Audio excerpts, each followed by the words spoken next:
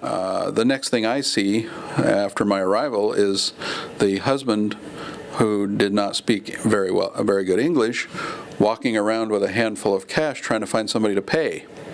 And I just was kind of embarrassed and aghast at that. It was Dr. Jeffrey Gambel who witnessed and reported the incident in the labor and delivery wing at GMH last Friday, in which a Korean man waving a wad of cash paid $600 up front in order for a GMH staff anesthesiologist to perform a pain relief procedure on his pregnant wife. And I said something to Dr. Seidel, and he looked up and saw it and said, "Oh, my word." And he, went over and took the guy aside and accepted the payment for the anesthesiologist. The doctor who accepted the cash payment was GMH obstetrician Dr. John Seidel, who declined PNC's request for comment.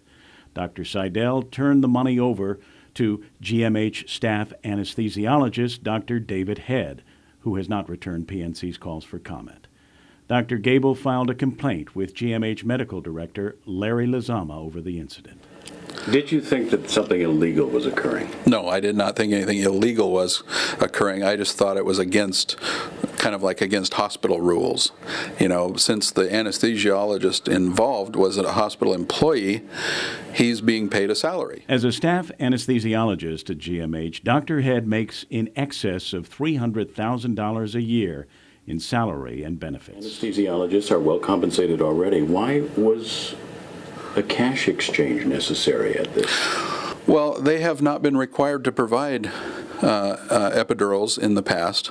But this wasn't an epidural. Well, okay, they have not been required to provide labor analgesia, which includes epidurals and intrathecal injections. They're both used for labor pain control, and they're both outside the scope of the OBGYN or the nurses. Why hasn't that been required?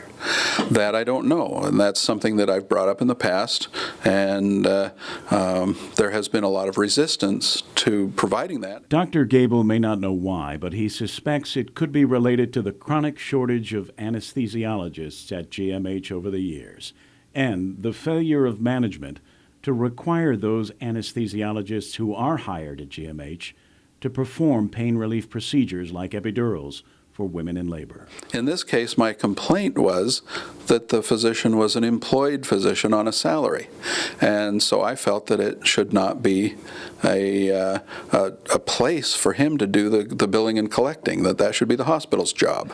And I can only surmise, but the reason would be simple work economics. When you're receiving a pay at a certain level for a certain amount of work, it would be most people would balk against adding more work for the same amount of pay.